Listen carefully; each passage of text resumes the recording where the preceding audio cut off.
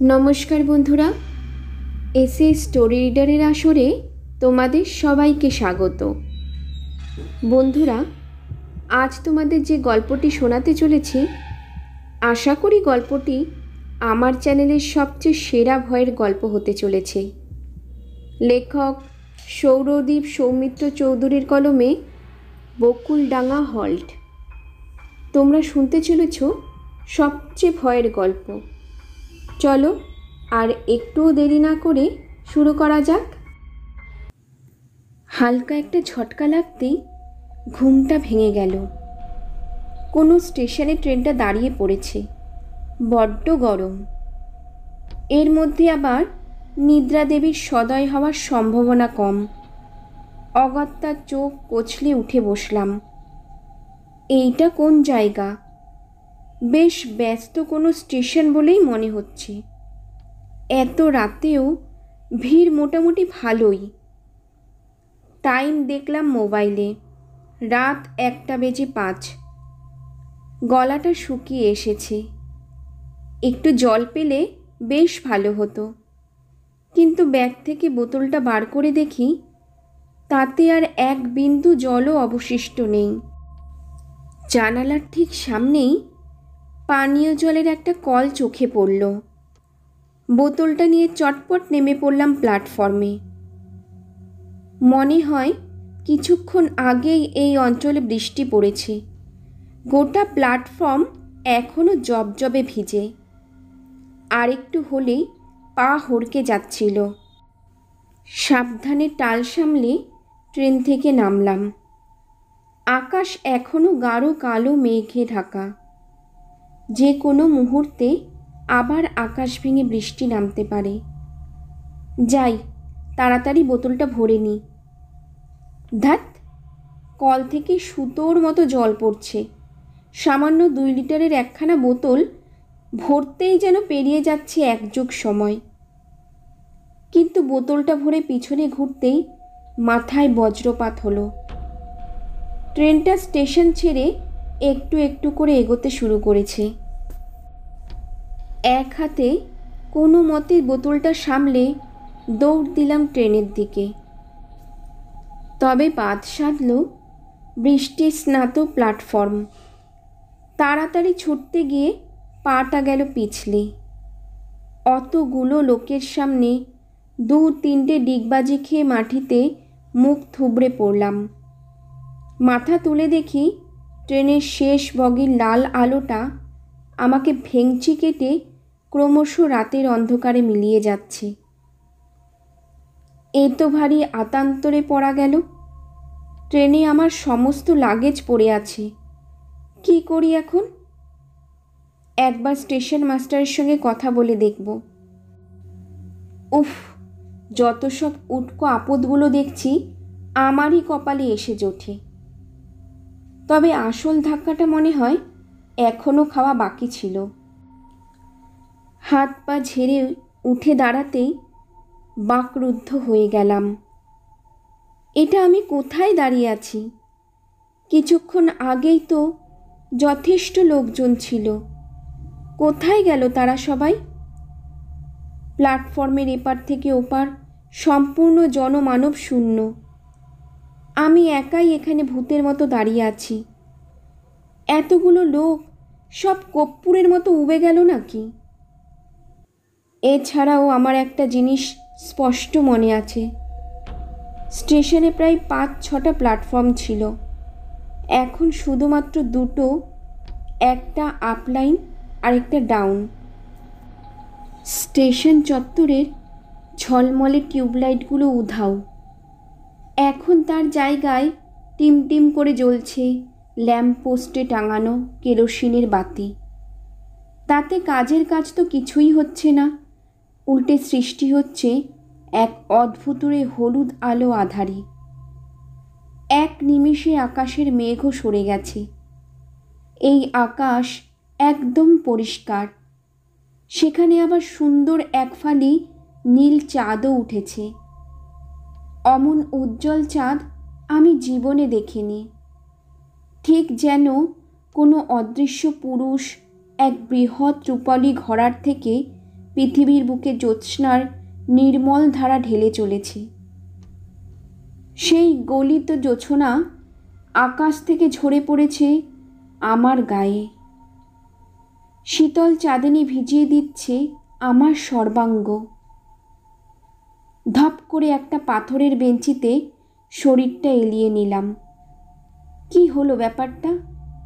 মাটিতে পড়ে গিয়ে মাথার চোট পেলাম বুঝি? এমন ধারা মতিভ্রম তো হওয়ার কথা নয়। সদ্য ভরা বোতলটা থেকে জল নিয়ে চোখে মুখে ছেটালাম। না, সব ঠিকই দেখছি। আমার চোখের সামনেই অন্ধকারাচ্ছন্ন 2 নম্বর প্ল্যাটফর্মটি একাকী পড়ে আছে। মোবাইল বের করে আরেকবার সময়টা দেখলাম। 1:05। স্ট্রেঞ্জ, এতক্ষণ ধরে প্ল্যাটফর্মে দাঁড়িয়ে আছি, অথচ সময়টা 1 মিনিটও এগোয়নি। ফোনটাও বিগড়ালো নাকি? নেটওয়ার্ক তো একদমই শূন্য। কোন কুক্ষণে যে বোনের বিয়েতে যোগ দেওয়ার জন্য বেরিয়েছিলাম। পকেট থেকে সিগারেটের প্যাকেটটা বের করে একটা সিগারেট ধরালাম। কয়েকটা লম্বা টান দিতেই মাথাটা কিঞ্চিত হালকা বোধ হলো।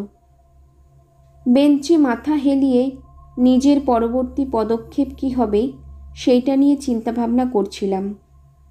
ঠিক তখনই ট্রেনের হর্নে চমক ভাঙল। কেমন অদ্ভুত সেই হর্নের ধ্বনি, ঠিক যেন শীষ দেওয়ার মতো এক তীক্ষ্ণ আওয়াজ। দূরে ইঞ্জিনের আলো দেখতে পাচ্ছি। কাছে এলো ট্রেনটা, একটা মালগাড়ি। কিন্তু ইঞ্জিনটা কী রকম? ডিজেল বা ইলেকট্রিক ইঞ্জিন নয়, এটা তো সেই আদ্যিকালের স্টিম লোকোমোটিভ। এই রুটে যে আজও স্টিম ইঞ্জিন চলে তা তো জানতাম না। এক রাশ কুচকুচে কালো ধোঁয়া ও কয়লার মিহি গুঁড়ো ছড়িয়ে আমাকে পিছনে ফেলিয়ে এগিয়ে গেল ইঞ্জিনটা।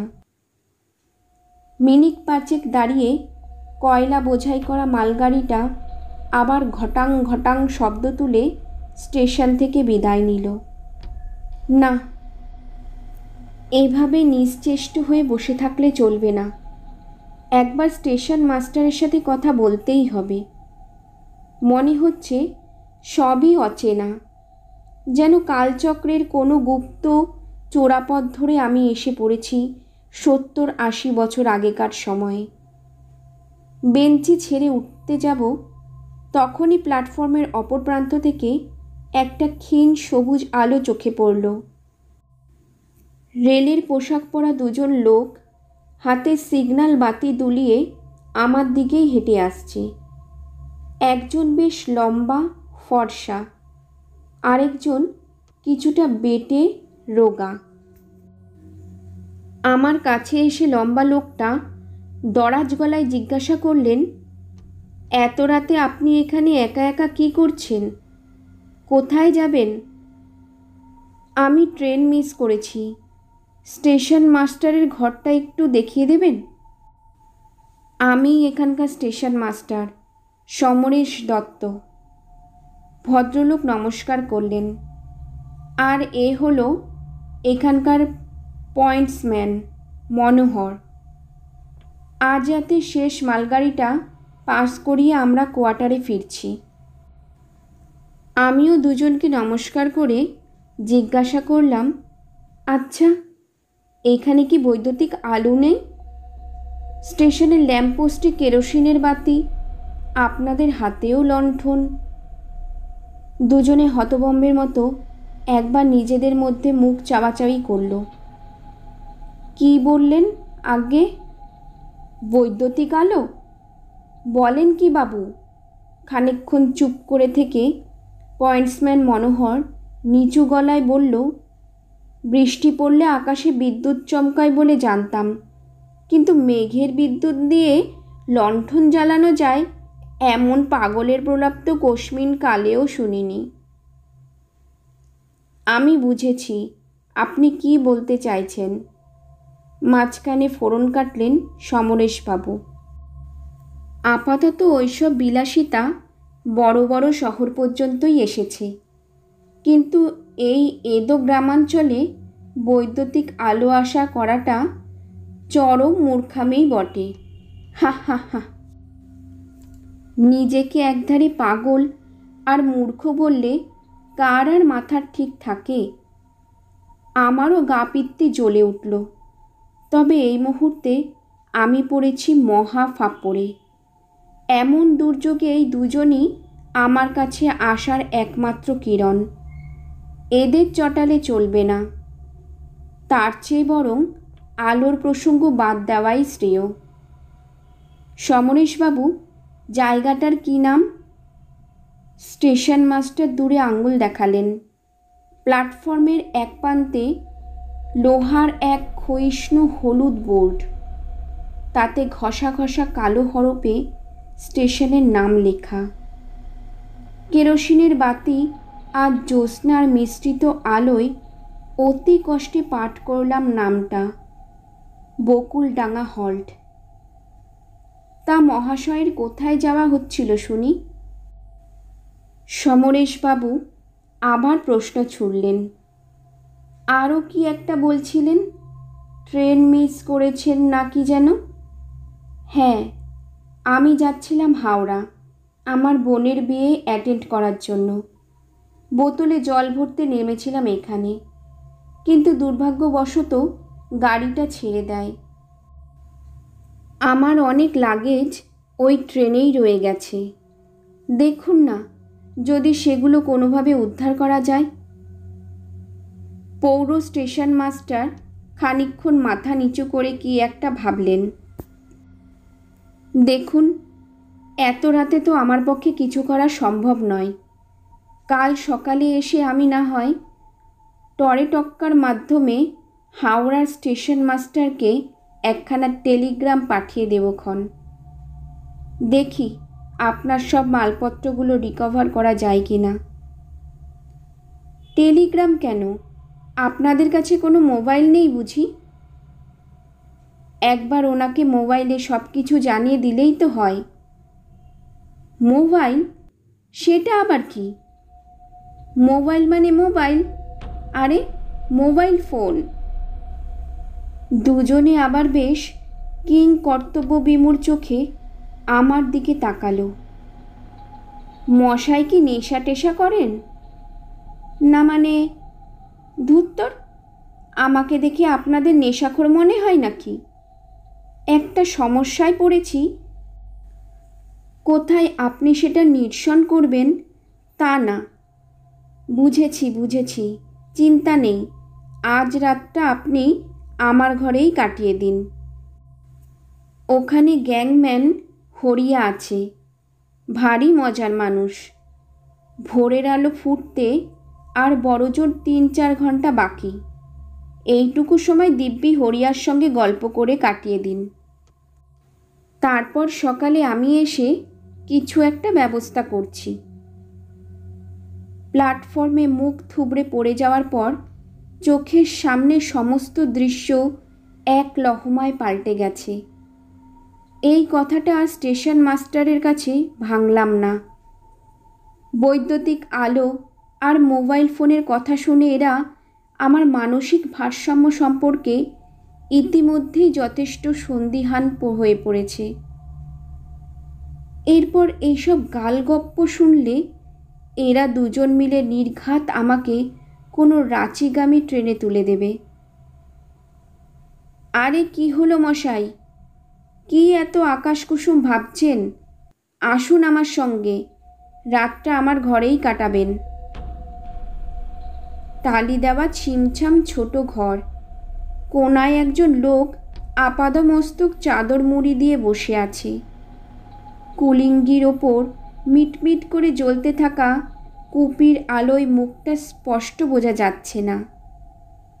হরিয়া, সমরেশবাবু ওকে উদ্দেশ্য করে হাঁক পারলেন। বাবু সাহেব, আজ রাত ইহাই রুকেঙ্গে, ইনকা ধ্যান রাখনা। চাদর মুড়ি দেওয়া লোকটা ইতিবাচক মাথা নাড়ল। সমরেশবাবু আর মনোহর বিদায় নিলেন। আমিও ঘরের একপাশে রাখা কাঠের প্যাটরার ওপর বেশ গুছিয়ে বসলাম। বাবু কি কোনো ঝামেলায় পড়েছেন? হরিয়ার গলা শুনে বুকটা ছ্যাঁত করে উঠল। এমন কর্কশ্বর জীবনে কখনো শুনিনি। যেন আস্ত একখানা স্টিম ইঞ্জিন গলায় পুড়ে রেখেছে। বললেন না তো বাবু, কোনো ঝামেলা হয়েছে কি? খানিক ইতস্তত করে ওকে সমস্ত ঘটনা প্রথম থেকে খুলে বললাম। কিছুক্ষণ চুপ করে থেকে হরিয়া বলল, আপনি চিন্তা করবেন না স্টেশন বাবু, বহুত কাম কা আদমি আছে, কিছু একটা উপায় জরুর বের করবেন। কথায় কথায় জানলাম হরিয়ার ভিটে বিহারের পূর্ণিয়া জেলায়। পেটের দায়ে 20 বছর পূর্বে এসেছিল এই বঙ্গদেশে। স্ত্রী এবং 3 ছেলে মেয়ে আজও পূর্ণিয়াতেই থাকে। বছরে একবার করে হরিয়া নিজের গ্রামে যায়। এছাড়া ওর সারাটা বছর কাটে এই ছোট্ট হলটেই। ছোট স্টেশনে স্টাফ খুবই কম।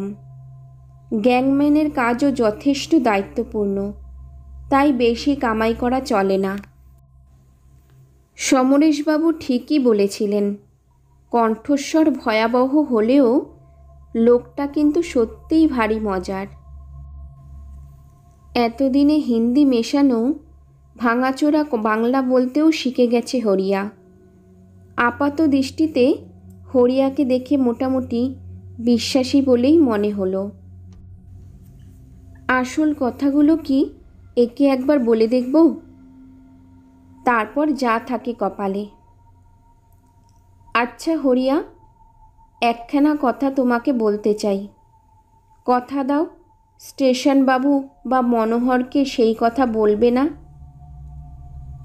কন সা বাত বাবু? সব কিছু খুলে বললাম। পা পিছলে পড়ে যাওয়ার পর থেকে যা যা ঘটেছে সব। হরিয়া নীরবে পুরোটা শুনল।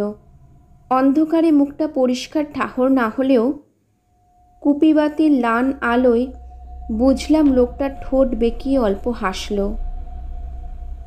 ইয়ে বকুলডাঙ্গা হল্ট হ্যায় বাবু, ইহা এমন আরও বহুত জিনিস দেখতে পাবেন। দেখছেন না, রাতে এই হরিয়া মাহাতো ছাড়া স্টেশনে এক ভি আদমি নেই, এক ভিখারি তক নেই। সাধেই কি স্টেশন বাবু আর মনোহর রাতের আখড়ে মালগাড়ি পার করিয়ে এখান থেকে চম্পট দেয়? এই সময় ইহা কুত্তা বিল্লি ভি ঘোরে না, ইনসান তো দূর কি বাত। কেন? আমি ঢোক গিললাম। কোনো ভয় টয় আছে নাকি? ভয়? হ্যাঁ, ভয়ই বলতে পারেন। পহলে এটা একটা আম স্টেশনের মতনই ছিল, কিন্তু একটা দুর্ঘটনার পর থেকে এই স্টেশনে সব কুছ বদলে যায় বাবু, সব কুছ। কী রকম দুর্ঘটনা? 5 साल पहले का घटना। यहाँ से थोड़ा दूर पे রেলের ক্রসিং আছে। উহার রেল লাইনে কিছু একটা গড়বড়ি হয়েছিল। তখনকার স্টেশন বাবু একজন গ্যাংম্যান আর একজন পয়েন্টসম্যানকে নিয়ে সেটা ঠিক করাতে গেছিল। সব কাজ ঠিকঠাক করে 3 লোক লাইনের ধার দিয়ে पैदल স্টেশন ফিরছিল। কিন্তু এক জায়গায় এসে 3 अचानक রেলে কাটা পড়ে যায়। ওদের কাটা পড়াটাও বহুত আজীব ছিল বাবু।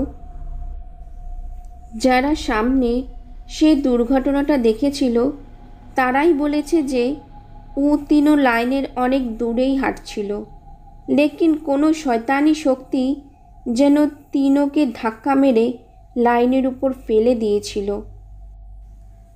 উল্টো দিক দিয়ে আসছিল डाउन मेल। बस एक ही झटके में तीनों का खेल खत्म। उस घटना के बाद से यहाँ रात के समय बहुत कुछ देखते पाওয়া যায়। এতক্ষণে আমি রীতিমতো ঘামতে শুরু করেছি। কি বলছে হরিয়া?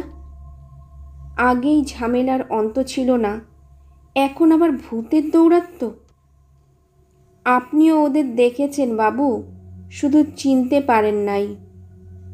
ও লোক কিসি কা নুকসান করে না বাবু, শুধু নিজেদের অস্তিত্ব বুঝিয়ে দেয়। দেখা পেয়েছি কিন্তু চিনতে পারিনি মানে? বলো কি হে হরিয়া, কাদের কথা বলছো তুমি? ওরা কারা? ওরা কারা? নিঃশব্দে হাসল গ্যাংম্যান হরিয়া।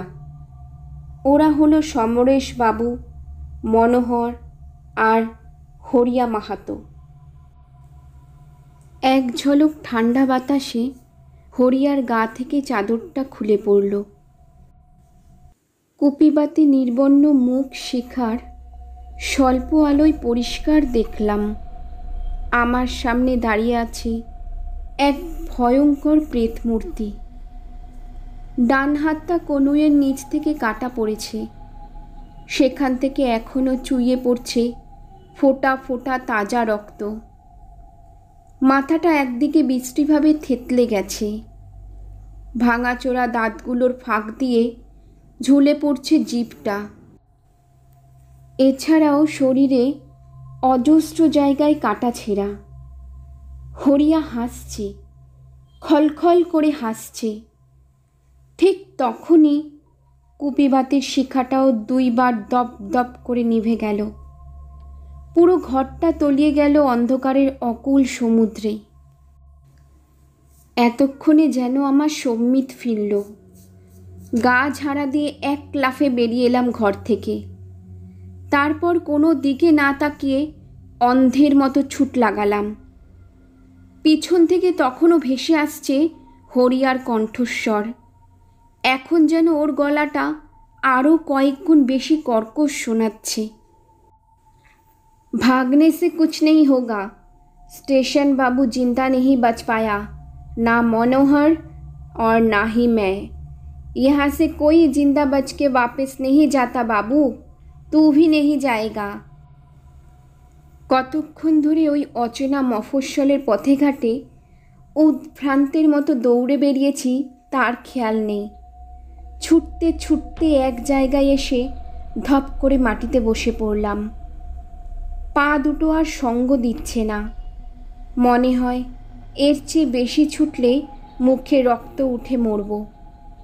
বুকটা হাঁপড়ের মতো ওঠানামা করছে, কথা বলার শক্তিটুকুও আর নেই। অনতি দূরে চোখে পড়ল একটা আলো। কোনো মতে ক্লান্ত শরীরটা টেনে হিচড়ে নিয়ে চললাম সেই দিকে। আরে, এটা তো একটা লেভেল ক্রসিং। এখানেও কোনো জনমনুষ্যী নেই। এই ক্রসিংয়ের কথাই কি বলছিল হরিয়া? দাঁড়িয়ে দাঁড়িয়ে এসব সাত পাঁচ ভাবছি, হঠাৎ ঘাড়ে কারোর তপ্ত নিঃশ্বাস অনুভব করলাম। কিছু বুঝে ওঠার আগেই পিঠে এসে পড়ল হাতুড়ির মতো এক প্রবল ধাক্কা। টাল সামলাতে পারলাম না, হুড়মুড়িয়ে সোজা গিয়ে পড়লাম রেল লাইনের উপরে। উঠে বসতেও পারছি না। অদৃশ্য কেউ যেন বুকের ওপরে চেপে বসে জোর করে শুইয়ে রেখেছে আমাকে। শরীরের সমস্ত বল প্রয়োগ করেও সেই বায়বীয় সত্তাকে বুকের উপর থেকে ঠেলে ফেলা যাচ্ছে না। ঠিক তখনই দূর থেকে কানে এলো ট্রেনের হর্ন। মুখে আছড়ে পড়ল ইঞ্জিনের চোখ ধাঁধানো আলো। দুর্নিবার গতিতে আমারই দিকে ধেয়ে আসছে একটা মেল ট্রেন। চোখে মুখে ঠান্ডা জলের ঝাপটা লাগতেই হুঁশ ফিরল। ভোরের আলো ফুটেছে। আমি বকুলডানা স্টেশনের প্ল্যাটফর্মেই পড়ে আছি। পরম যত্নে আমার মাথাটা কোলে নিয়ে বসে আছেন একজন পুরুষ। ভালো করে তার মুখের দিকে তাকাতেই ধড়মড়িয়ে উঠে বসলাম। এ কি বাবা, তুমি? কী রে খোকা, ভেবেছিলি শ্মশানে দাহ করে এসেছিস বলে তোর এই বাপটা চিরকালের জন্য উবে গেছে? তবে যে আমি ক্রসিং রেল লাইন ট্রেন। তুই ভয়ের চোটে জ্ঞান হারিয়েছিলি, ভিতর ডিম কোথাকার। এখনো বুঝতে পারলি না? আরে এখন তো তুই আমাদের জগতে চলে এসেছিস রে। এখানে কেউ ট্রেনে কাটা পড়ে না, আগুন আমাদের পোড়াতে পারে না, তলোয়ার আমাদের কাটতে পারে না, আমরা অবিনশ্বর। এতক্ষণে লক্ষ্য করলাম বাবার পাশে আরও 3 জন দাঁড়িয়ে আছে। Station master Samaresh Dutta, pointsman Manohar আর গ্যাংম্যান হরিয়া। সমরেশবাবু আমার দিকে তাকিয়ে মৃদু হেসে বললেন, আপনি জানেন প্ল্যাটফর্মে পিছলে পড়ার পরেই সমস্ত দৃশ্য কেমনভাবে ভোজবাজির মতো বদলে গেছিল? কিভাবে এক নিমিষে অন্য দুনিয়ায় পৌঁছে গেছিলেন আপনি? আমি দিচ্ছি উত্তরটা, এদিকে আসুন। সমরেশবাবু আমার হাতটা ধরে নিয়ে গেলেন প্ল্যাটফর্মের ধারে। লাইনের উপরে এক জায়গায় আঙুল দেখালেন তিনি। ওই দেখুন, কিছু বুঝতে পারছেন? 2টো লাইনের মাঝখানে পড়ে রয়েছে একটা দলা পাকানো রক্তাক্ত মাংসপিণ্ড। ট্রেনের চাকার তলায় পিষ্ট হয়ে এমনই অবস্থা হয়েছে। লাশটা এখন শনাক্ত করাই মুশকিল। তবে লাশের রক্তমাখা ডান হাতের মধ্যমায় জলজল করা হীরের আংটিটা দেখে আমার আর বুঝতে বাকি রইল না ওই মৃতদেহ আসলে কার।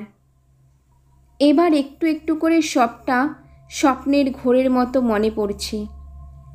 প্ল্যাটফর্মে নেমে কল থেকে বোতল ভরছিলাম, ততক্ষণে ট্রেনটা ছেড়ে দিয়েছিল। দৌড়ে বগিতে উঠতে গেছিলাম, কিন্তু ভেজা প্ল্যাটফর্মে পা হড়কে সোজা গিয়ে পড়েছিলাম ট্রেনের তলায়। মুহূর্তের মধ্যে লোহার চাকাগুলো খণ্ড খণ্ড করে দিয়েছিল আমার শরীরটা। Welcome to our universe my son. বাবা আমাকে বুকে জড়িয়ে ধরলেন। মৃত্যুর পরের এই সমান্তরাল জগতে তোকে আমরা স্বাগত জানাই। তো বন্ধুরা, গল্পটি ভালো লেগেছে তো? আমি প্রথমেই বলেছি যে গল্পটি খুবই ভয়ের হতে চলেছে। ভালো লেগে থাকলে ভিডিওটিতে একটি লাইক করতে ভুলো না। আর হ্যাঁ, তোমরা তোমাদের গল্প বা ঘটনা আমাদের লিখে পাঠাতে পারো আমাদের ইমেল আইডিতে ssstoryreader2024@gmail.com।